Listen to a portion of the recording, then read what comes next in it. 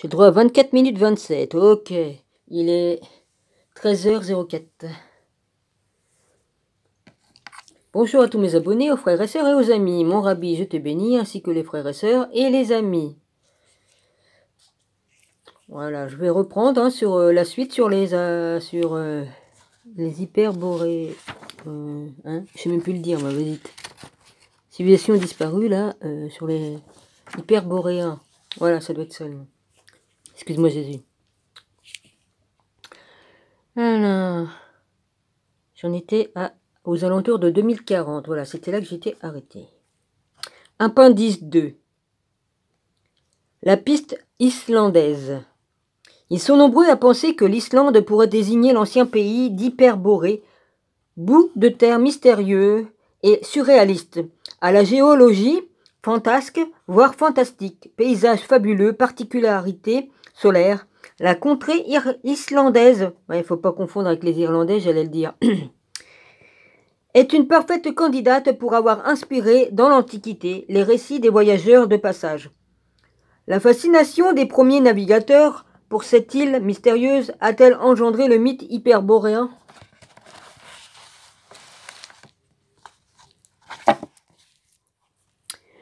Alors, appendice 3. Le scénario de l'extinction hyperboréenne, ou hyperboréen, ça m'énerve. Bon, excusez-moi, je suis un petit peu dyslexique à cause des trucs que j'ai eu dans le temps, et puis ça me fout, voilà, je suis un petit peu emmerdé, mais il reste plus grand chose de trucs que j'ai eu, je me suis réparé quand même.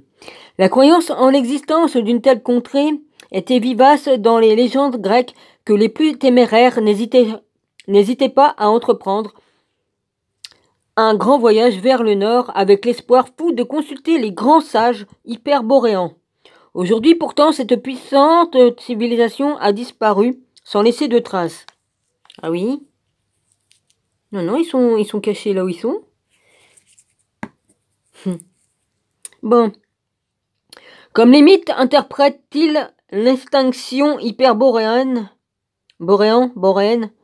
Oui, il y a E-E-N-N-E au bout, donc on dit boréenne. D'accord. 3 scénarios émergents dans les récits, le cataclysme destructeur, la migration des habitants et l'enfouissement sous terre. Cataclysme. Plusieurs contes mythologiques nous parlent d'une catastrophe climatique ayant submergé la Terre des hyperboréens. D'autres variants affirment plutôt que l'hyperborée fut définitivement enfouie sous la glace et la neige. Quoi qu'il en soit, les causes du cataclysme varient selon les versions. Âge glaciaire, déluge, tremblement de terre, basculement de l'axe des pôles engendrant la submersion presque immédiate des territoires nordiques. Ça fait 4 fois de déluge, 6 machin, et ok. Le truc magnétique, le basculement, ça l'a fait plusieurs fois. 6 déluges, il y a eu 4 déluges, mais il y a eu 6 trucs, ou alors, enfin bref, moi je me mélange, mais en tout cas, vas-y, hein. Ben, migration, selon d'autres fables anciennes, c'est justement suite à des conditions climatiques devenues de plus en plus délicates lorsque les vers pâturages se transformèrent progressivement en zones stériles et gelées, que les hyperboréens décidèrent de se réfugier vers des latitudes plus clémentes, descendues dans les contrées méridionales. Ils seraient, selon certains croyances, les ancêtres directs des Atlantes, dont les connaissances avancées résultent d'un héritage hyperboréen. Ça, je conteste pas. Ça se peut avec les Atlantes. Il y a la mue aussi. Enfouissement, certains récits affirment enfin que les hyperboréens se sont en quelque sorte transformés en bons génies de la Terre. C'est l'opinion d'Hésiode qui envisage un peuple transfiguré en entité éthérique, énergie bienveillante pour l'humanité. Depuis que le sol a recouvert ceux de cette race, ils sont pour le vouloir de Zeus. Ils sont par le vouloir de Zeus, puissants, les bons génies de la terre, gardiens des mortels, dispensateurs de la richesse. C'est le royal honneur qui leur fut départi. D'autres imaginent plutôt une vie intraterrestre. Les hyperboréens, grâce à une technologie hautement sophistiquée, auraient creusé d'immenses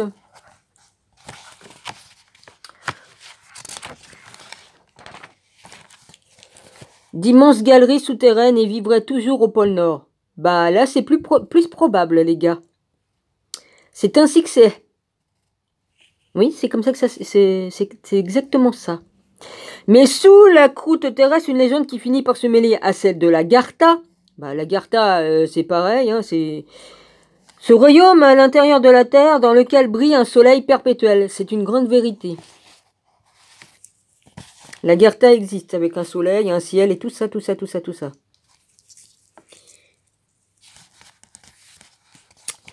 Oh, il me fait chier ce truc.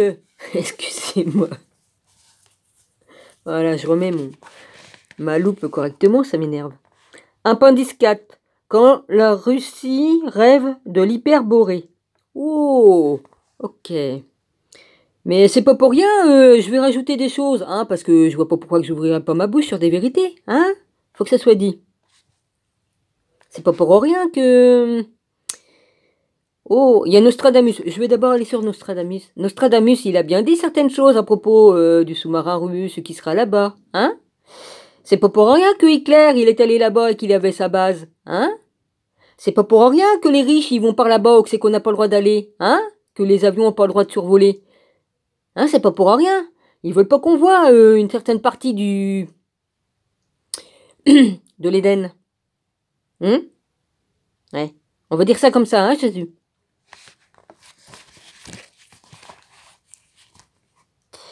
Que ce qu'on des oreilles entendent et des yeux, ben là, il n'y a rien à voir, mais à entendre aussi. Amen. Appendice 4. Quand la Russie rêve de l'hyperborée, si déjà en son temps l'impératrice Catherine II de Russie envoyait des expéditions polaires pour trouver le paradis nordique légendaire, elle avait entendu dire, paradis, ben oui, dit-on parler de l'élixir de l'éternelle jeunesse si prisé par Apollon, et souhaitait s'en procurer un flacon. La presse russe contemporaine révèle, elle aussi, très régulièrement le mythe hyperboréen. En 1997, une expédition scientifique affirma avoir découvert dans le péninsule de Kola, K-O-L-A, les restes d'une civilisation antique ayant existé, voilà, 20 000 ans. Voilà, 20 000 ans, voilà, c'est ça qui est écrit. De là à extrapoler qu'il s'agissait de l'ancien peuple des hyperboréens, il n'y a qu'un pas que les tabloïds moscovites franchissent allègrement, en annonçant que l'hyperborée avait été localisée sur le territoire russe septentrional en 2006 sur point septentrional point. Excusez-moi, je continuais moi. En 2006, une autre équipe de chercheurs a annoncé avoir découvert le paradis terrestre dans une zone russe proche de l'Arctique. Pour les responsables de l'expédition, le docteur Valéry Diamine, pas de doute, l'hyperborée a existé et elle se trouvait en grande partie sur les régions septentrionales de la Russie. Appendice 5. Alors, appendice 5, société Thulé, la pervision nazie du mythe. S'il est généralement convenu que les termes Thulé ou Ultima Thulé représentaient chez les Grecs le concept d'une terre à l'extrémité septentrionale de la Terre, ils ont été pervertis au XXe siècle sous l'influence de l'idéologie nazie fondée dans les années 1910, avec pour objectif de mener des recherches ethnographiques et ésotériques sur l'Antiquité germanique. Et oui, Adolf Hitler, il voulait récupérer certains trésors. La société Thulé commença à propager après la Première Guerre mondiale divers mythes racistes inspirés de l'occultisme nazi. Plusieurs de ses membres, qui rejoindront plus tard la garde rapprochée d'Hitler, ont répandu la croyance que l'hyperborée était la patrie originelle de la race aryenne. Mon cul sur la commode. La race aryenne n'a jamais existé, c'est eux qui l'ont inventée. Ils ont fait faire des bébés avec des femmes pour la créer, la race aryenne. Faut arrêter de raconter des conneries. Franchement. Ils ont voulu jouer les dieux, hein, on fait des bébés. Et là, c'est comme ça qu'ils ont commencé à faire des... Hein? C'est là où c'est que ça a commencé, comment on mélange des trucs et des machins, ils ont fait plein d'expériences. Pourquoi qu'ils ont fait les camps nazis? Bah dedans ils faisaient des expériences avec les femmes, avec les hommes. Je vous raconte, je vais pas vous raconter ce qu'ils faisaient, hein, c'est trop horrible, hein. D'accord? Mon Dieu, mon Dieu. Et ils choisissaient les plus belles femmes. Alors soit il fallait qu'elles soient très bleues aux yeux, les bleus très bleus, les yeux très bleus, les cheveux très blonds, la peau très blanche, le plus possible, hein, parce que, hein. Et puis ils croisaient, et puis à un moment, bah, et après ils ont réussi à faire la race aryenne, hein, qu'ils ont appelé comme ça d'ailleurs. Hein, ils se sont pris pour des dieux. Et ben ils vont descendre plus bas hein. Ils en restent encore des enfants comme ça, et c'est pas leur faute. Hein. Il y en a, ils sont nés comme ça. Ils sont nés, bah, ils ont été fabriqués. Hein. Il y en a encore qui doivent être encore vivants. Des enfants qui ont été créés comme ça. Bon. Alors, qui rejoindront plus tard la guerre rapprochée d'Hitler, ont répandu la croyance que l'hyperborée était la patrie originelle de la race aryenne. Peuplée par des surhommes blonds aux yeux bleus, bah, les nazis y virent l'occasion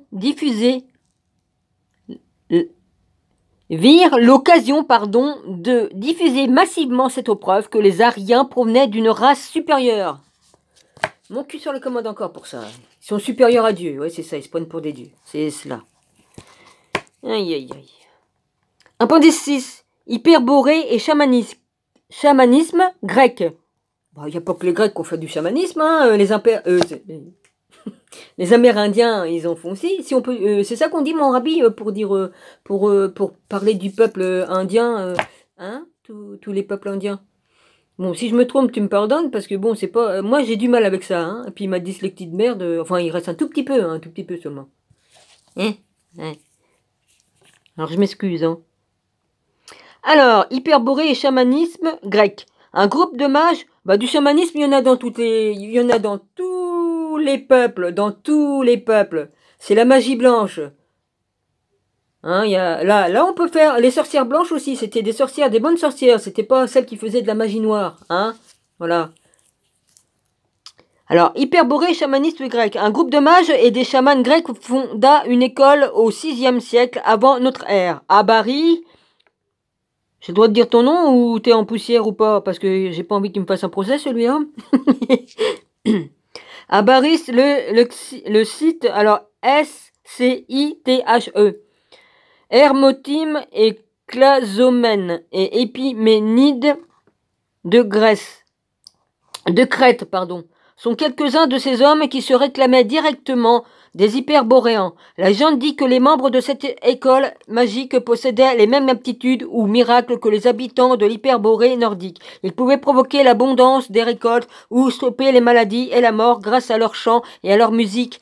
Eux aussi pratiquaient le culte d'Apollon, leur étrange relation intime au culte hyperboréen. A été mise en lumière par Giorgio Colli dans son ouvrage La sagesse grecque. Excuse-moi, j'ai dit ton nom. L'extase apollinienne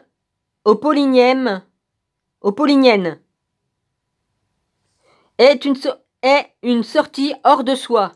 Voilà. La sortie de soi.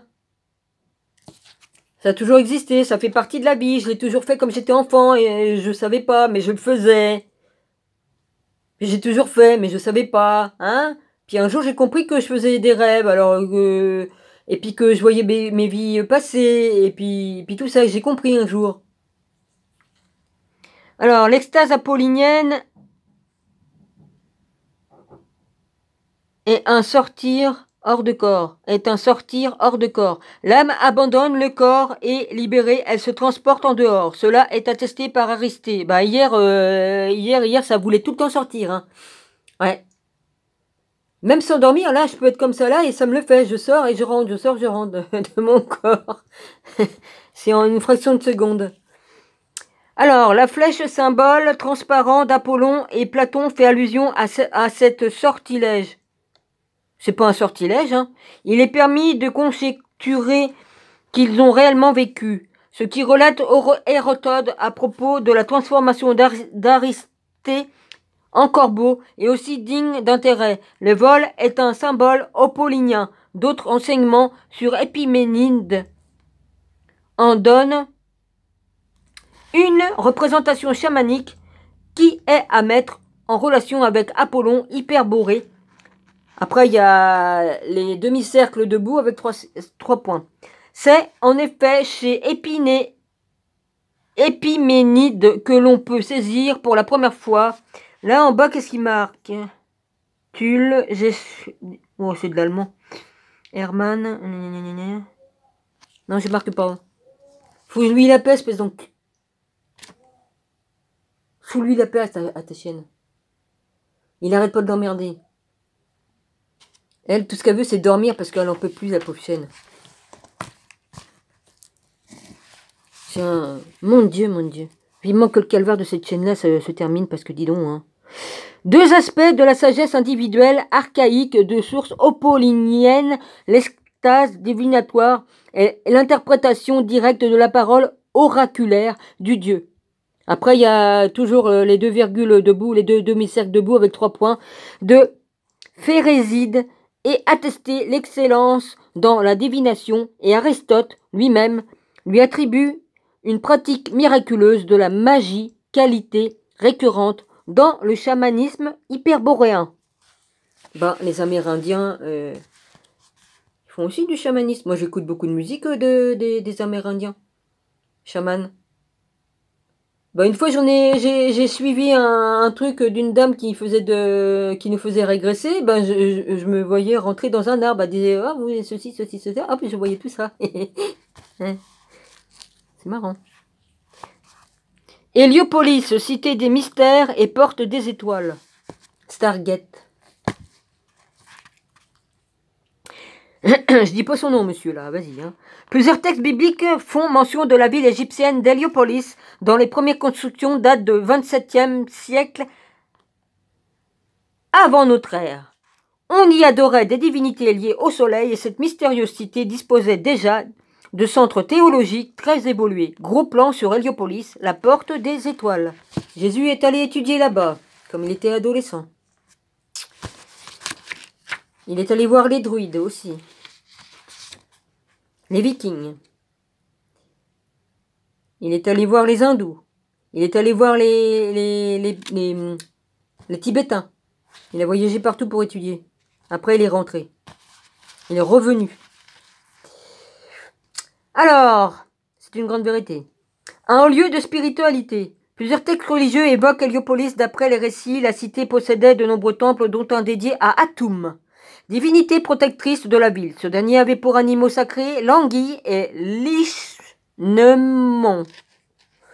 Alors, elle, avec qui n'est pas attachée au truc. Après, c'est marqué I-C-H-N-E-U-M-O-N.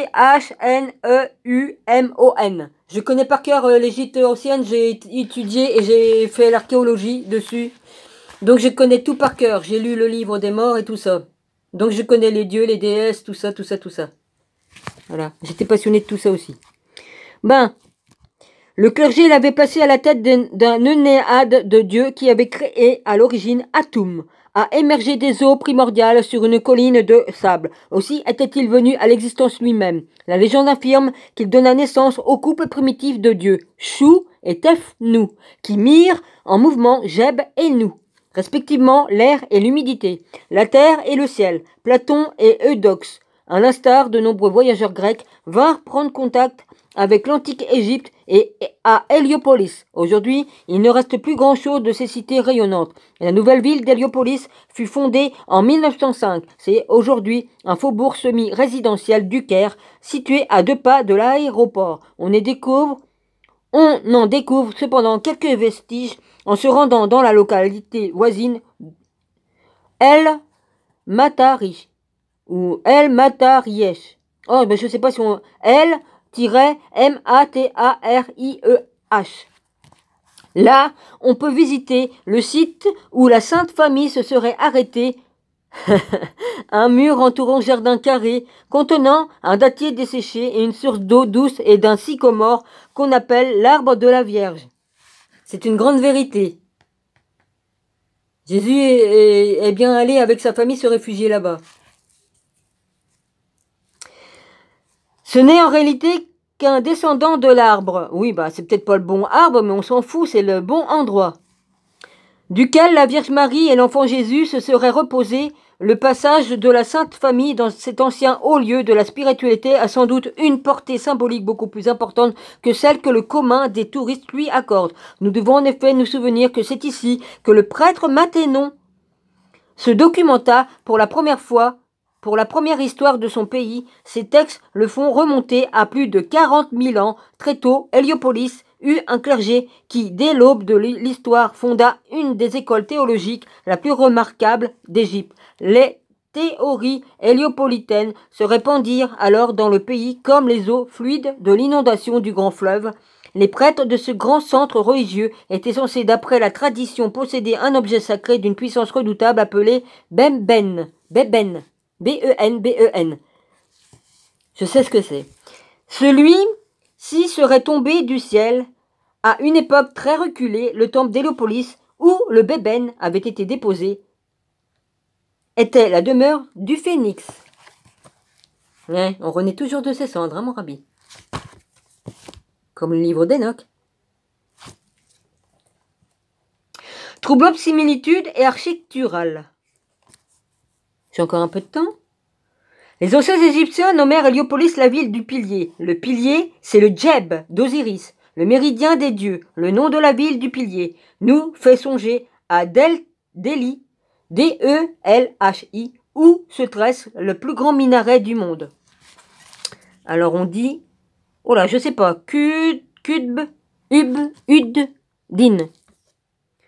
Q-U-T-B-U-D-D-I-N, comme Din. Excusez-moi.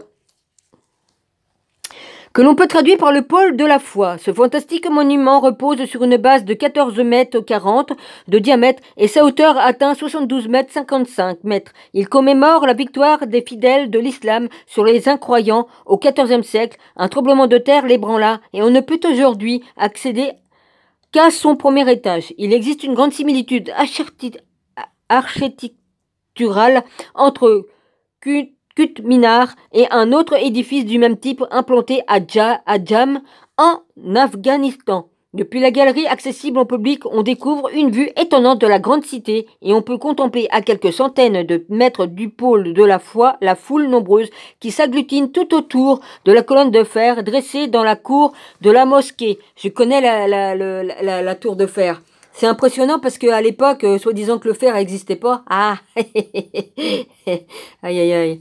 Il y a des technologies qui ont disparu, des peuples qui ont disparu. Ils faisaient des épées, il faut voir. Et déjà, alors faut franchement. Bon, dressé dans la cour de la mosquée. Kunwa Uk Islam. Masjid. Une légende locale pleine de charme affirme que celui qui peut ceinturer ce pilier les mains dans le dos et faire toucher ses doigts est assuré d'avancer, de posséder toute sa vie une immense fortune. L'opération paraît banale, pourtant ils sont peu nombreux ceux qui réussissent cet exploit. Cette colonne de fer qui ne rouille pas aurait été dressée au IVe siècle de notre ère, haute de 7,20 mètres. Nul ne connaît sa véritable histoire, deux thèses s'affrontent quant à sa destination originelle. La première assure qu'érigée à l'époque de Gupta, elle devait servir de Dva, oh là là, D-V-A-J-A-T-A-M-B-H-A, un mot impressionnant, voilà, c'est-à-dire de porte-étendard consacré à Vishnu. L'autre nous dit que c'est une représentation de Garuda, la monture volante du dieu. Ah, ça clignote. Bon, bah, je continuerai une autre fois, hein.